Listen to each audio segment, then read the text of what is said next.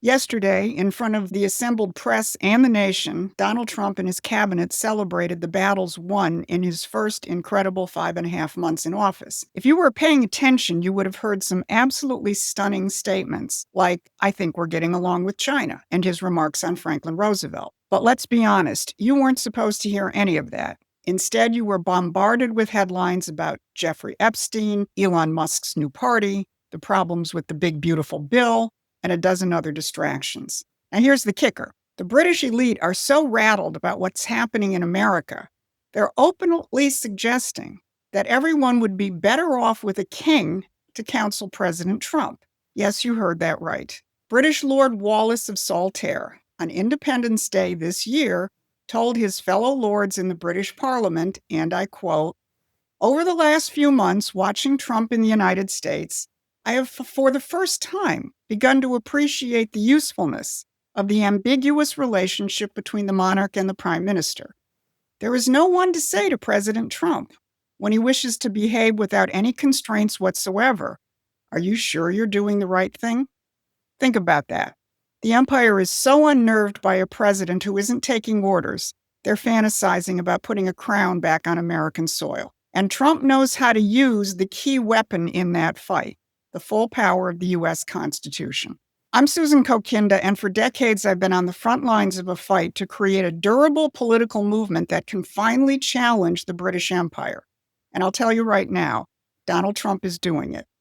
So in this update, I'm going to break down some of the quiet bombshells Trump dropped in his public cabinet meeting yesterday, how the empire is reacting to it, including their not-so-secret wish for a king and the eruption of the Epstein scandal, and most importantly, how you and I can defeat it. And to defeat this, you're going to have to think strategically and historically, because that's what the enemy does. Promethean Action's newsletter will give you the principles and the tools to do that. So I encourage you to subscribe and become a member. So let's start with yesterday's cabinet meeting, where one by one, cabinet secretaries outlined some of the transformational policies enacted in just a few months, and Donald Trump punctuated those reports with some remarkable statements.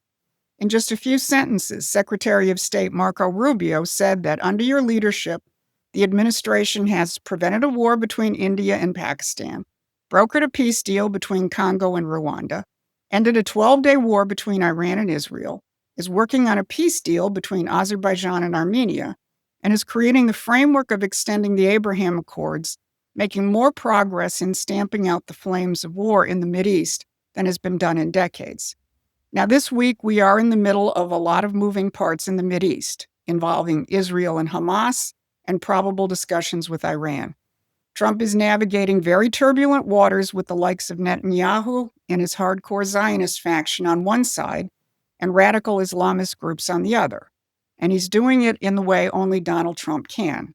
And the outcome isn't by any means certain. But all of this is still stunning. How can Trump do this? Because he's kicked over the geopolitical chessboard, a game that has been played by the British for centuries, and is the stock and trade of the neocons. Create a permanent class of enemy nations, especially among the other superpowers, so that no combination of nations can emerge to challenge the imperial financier elite. Well, Trump isn't playing that game any longer.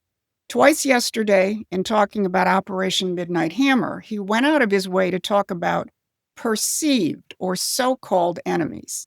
He said, "And our so-called enemies were watching. And I've spoken to some of our perceived enemies. I don't know if they're enemies, but they're perceived as being potential enemies." Pay attention to that. And remember that last week, Russian President Putin and his government spoke of the deep historical ties between the United States and Russia and the potential for deepening relations. Now, of course, Trump is expressing his frustration with Putin over the Ukraine war, but not from the standpoint that Russia is a permanent enemy, but he's simply dealing with Putin's actions at face value. Or look at how Trump immediately responded to the Agriculture Secretary's announcement of actions against Chinese purchase of farmlands in the U.S. While agreeing with those actions, Trump went out of his way to say, "I think we're getting along with China. I do want to say that. I think we have a really good relationship with China lately, and we're getting along with them very well." This is not how the geopolitical game is played.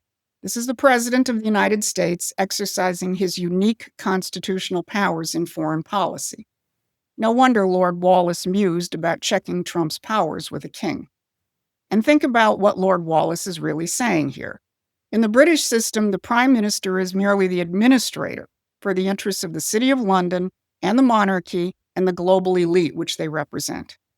But Trump answers directly to the American people through our Constitution, and he's committed to crushing that imperial system and has made more progress in 5.5 months than you've seen in your lifetime.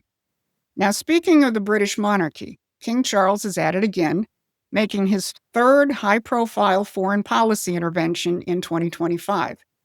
After publicly meeting with Ukrainian puppet President Zelensky twice this year to signal Britain's support for continuing that war, King Charles just hosted French President Macron in a lavish ceremony this week. As BBC said about the visit, the king is more than a figurehead.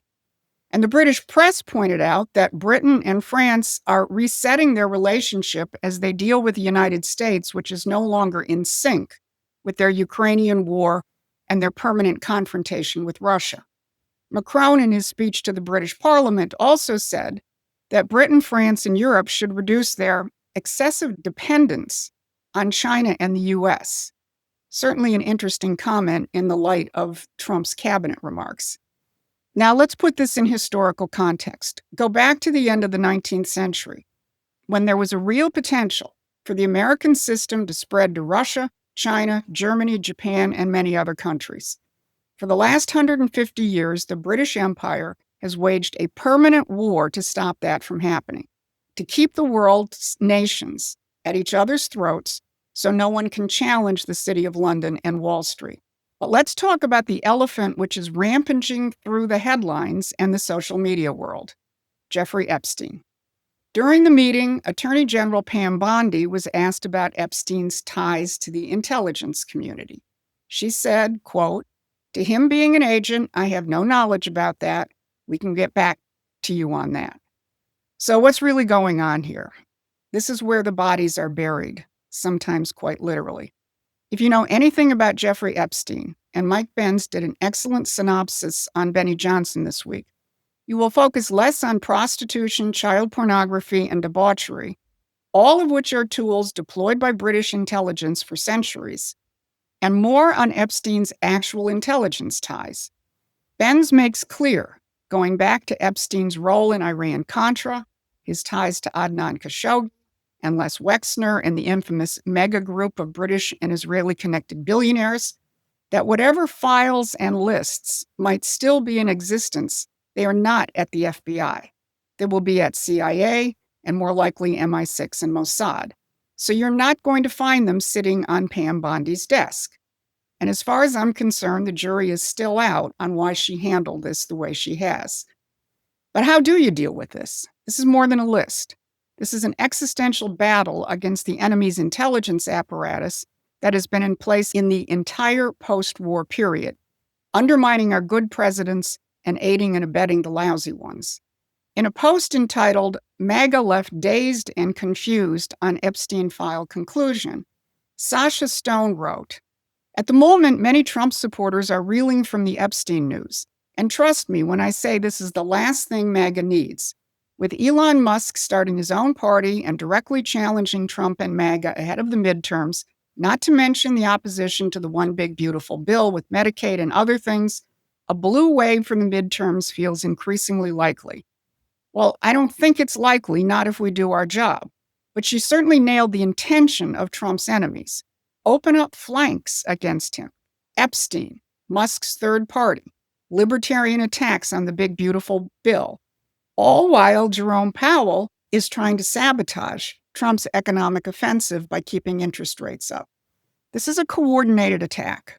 The empire is desperate to keep you distracted, divided, and demoralized.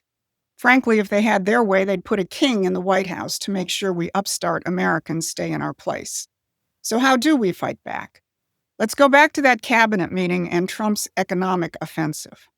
Trump and members of his cabinet laid out breakthrough policies, and they're not just talking about them, they're doing it. Inflation is down. New factories are being built. Energy production is being unleashed. A trades apprenticeship program for millions of young Americans is being worked on. Throughout the cabinet meeting, Trump and others underscored the scientific lunacy of the Green New scam and have announced new executive orders to dismantle it.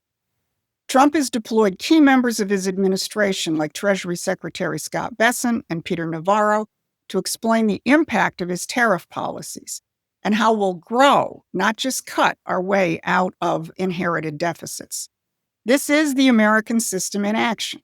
National credit, infrastructure, tariffs, and industrial development, all under the protection of the Constitution. Donald Trump is reviving the American system, which the British Empire has spent over 200 years trying to destroy. But to fully revive the American system, the power of the unconstitutional Federal Reserve will have to be broken. And Trump's fury at Jerome Powell and his cabinet meeting call for him to resign underscores that. Now, think about the relationship of two things: the British lord's wish that Trump had to kowtow to a king, and the role of the Federal Reserve, which is an unconstitutional imposition of British central banking. The empire wants institutions above the president, and the empire absolutely hates it when an American president freely uses the U.S. Constitution to defend the people and the republic. Now, here's one more nugget from the cabinet meeting you probably missed. At the end of the meeting, President Trump discussed the new portraits, which he has chosen for the walls of the cabinet room. One wasn't surprised that he has up there now Washington, Lincoln, and McKinley. But how about this? He has a new portrait of Franklin D. Roosevelt now on display in that room. And it was clear from his remarks he wanted it there, and he wanted a good portrait. Now, that should set the hair on fire of so many of our conservative friends who have drunk the British-concocted Kool-Aid about FDR being a communist and a totalitarian. FDR, like Trump, knew how to wield the power of the presidency and the Constitution to rebuild the nation and defeat fascism. And had he lived, FDR wanted to forge a relationship with Russia and China to defeat the British Empire. That's the key. The Constitution is not just a piece of paper.